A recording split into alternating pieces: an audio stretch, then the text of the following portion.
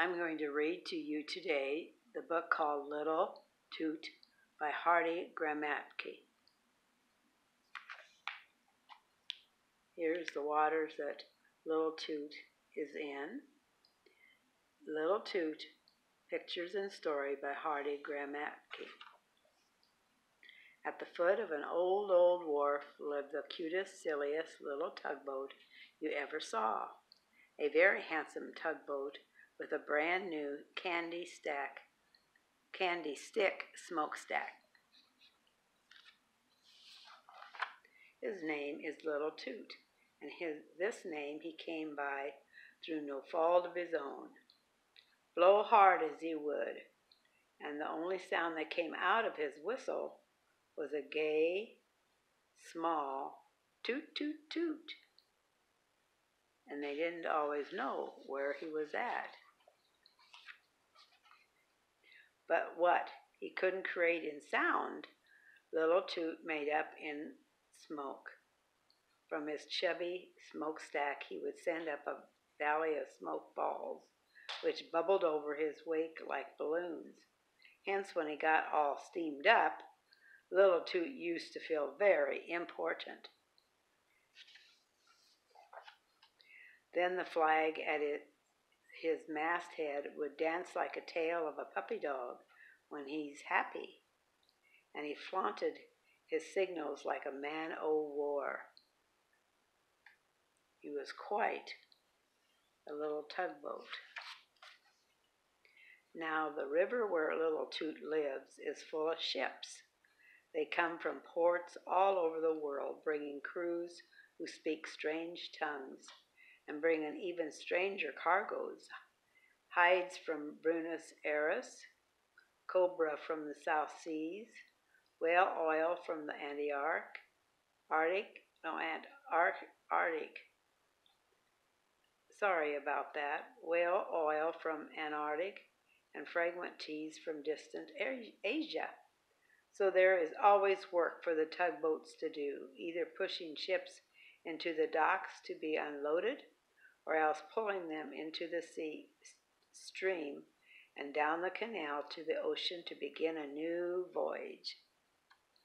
Now they would pull these big ships.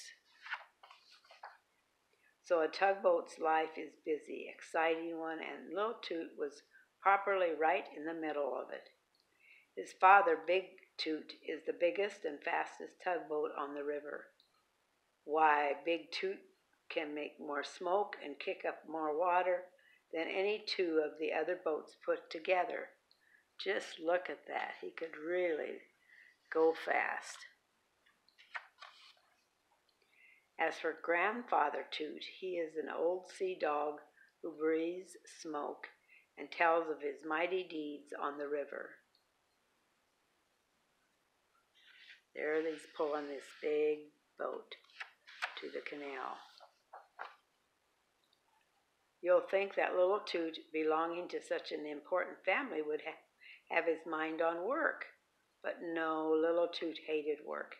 He saw no sense in pulling ships 50 times bigger than himself all the way down to the ocean.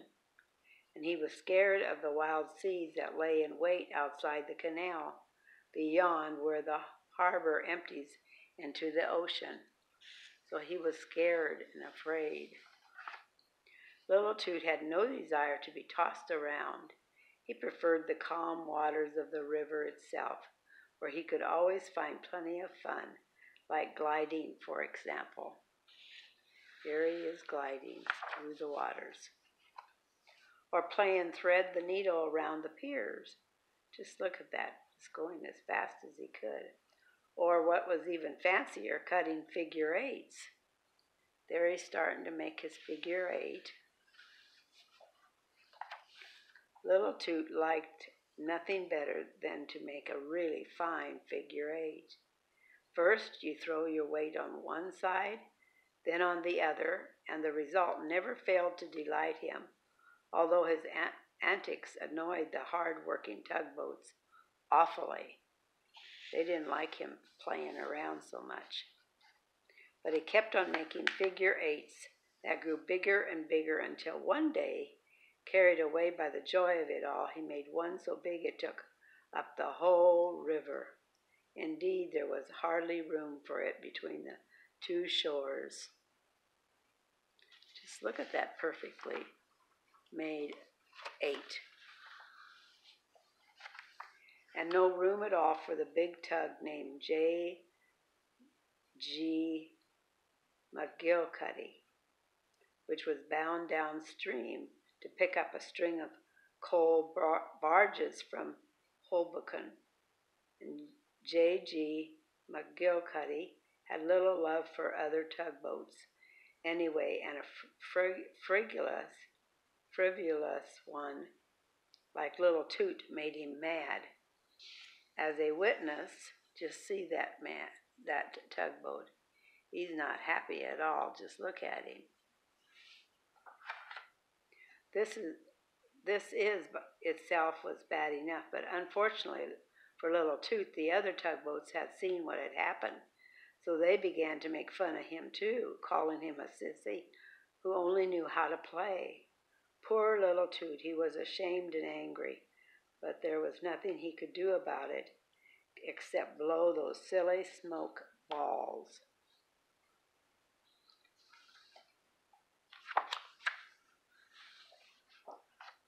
But the more he blew, the more the other boats laughed at him. Little Toot couldn't stand it. He fled to his favorite hiding place alongside the wharf, where his taunting friends could not reach him, and there he just sat and sulked. So there he is, sulking. He looks unhappy, doesn't he? Poor little guy.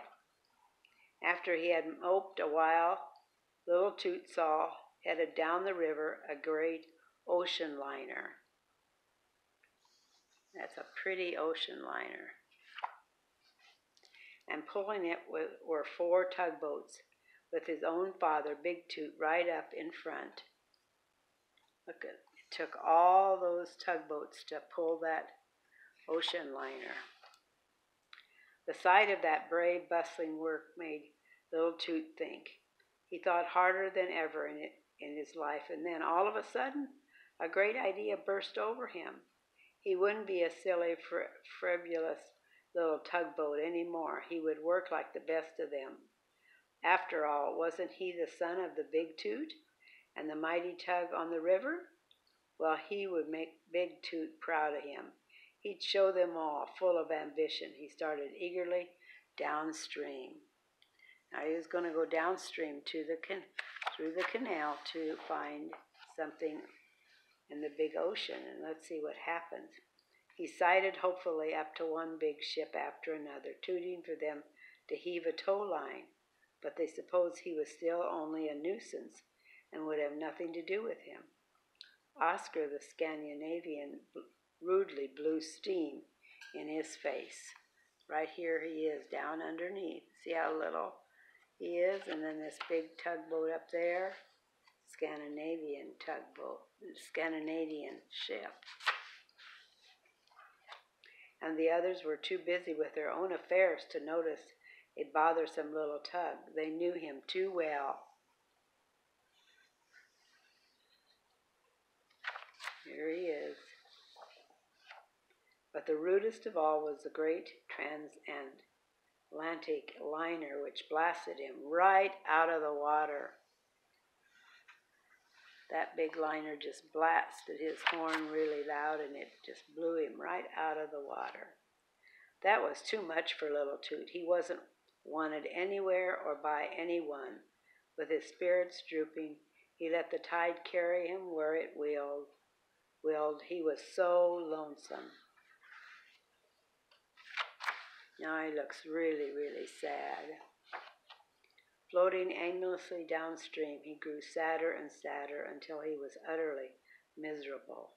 He was sunk so deep in his own despair, he didn't even notice that the sky had grown dark and that the wind was whipping up into a real storm. Just look at him now. Suddenly he heard a sound that was like no other he had ever heard before. It was the ocean, the great ocean that little Toot had never seen. and the noise came from the waves as they dashed and pounded against the rocks. Just a really big ocean pounding against those rocks, and a loud noise. But that wasn't all. Against the black sky climbed a brilliant flaming rocket. When little Toot looked hard, he saw jammed between two huge rocks an ocean liner which his father had towed many times up and down the river. Do you see that liner right there? I'll show you in just a minute. Right there where the white lightning is splashing, right between there with the rocks was this ocean liner. It was truly a terrible thing to see.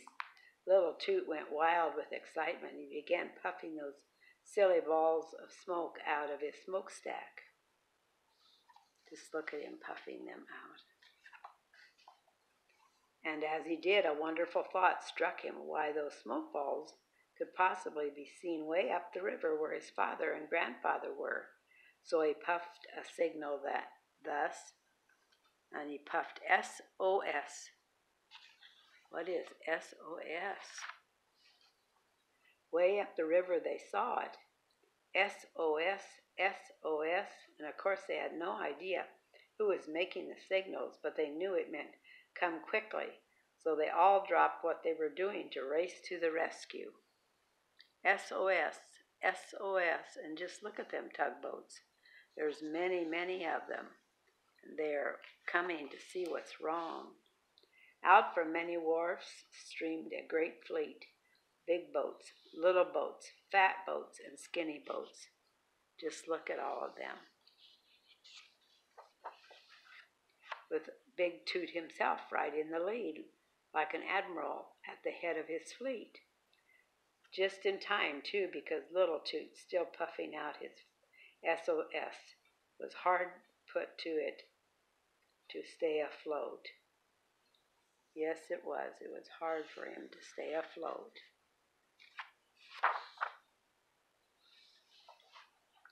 One wave spun him around till he was dizzy. Another wave tossed him up so high he was glad when a spiral-shaped wave came along for him to glide down on.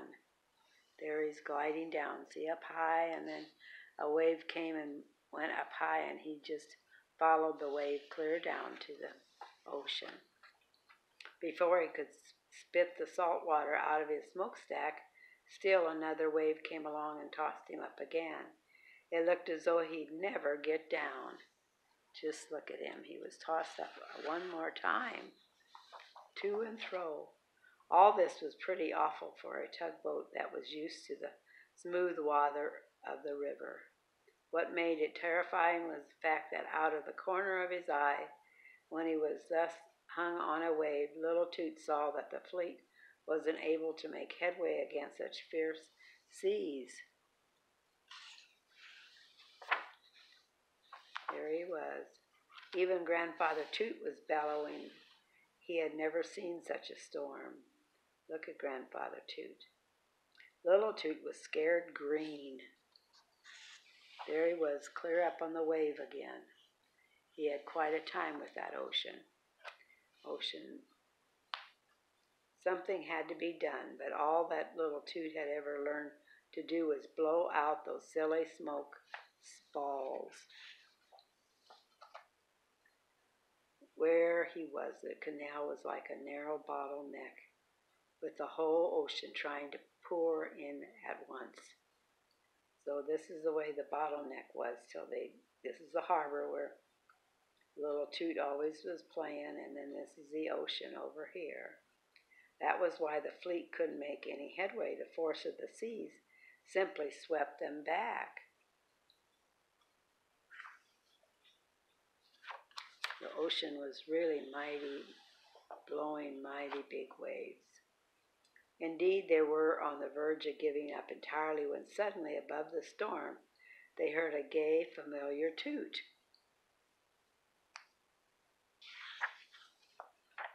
It was little Toot, not wasting his strength butting the waves as they had done, but bouncing from crest to crest like a rubber ball. The pounding hurt like everything, but little Toot kept going, right on going, and when Big Toot out to looked out to the sea through his binoculars, he saw the crew on the great vessel throw a line to little Toot. So that big ship that he was starting to help threw a line to him. It was a wonderful thing to see. When the line was made fast, little Toot waited for a long moment, and then, when a huge wave swept under the liner, lifting it clear off the rocks, he pulled with all his might, and the liner came free.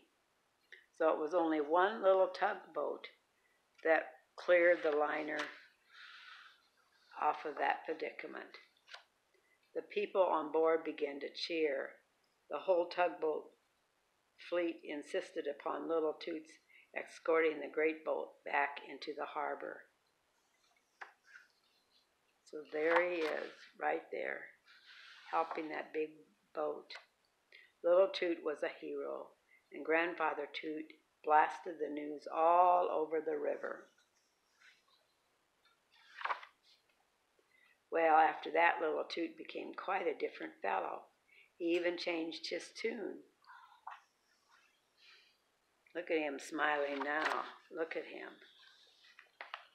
And it is said that he can haul as big a load as his father can.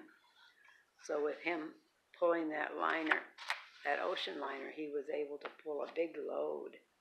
That is, when Big Toot hadn't a very big load to haul, then little Toot would haul that liner.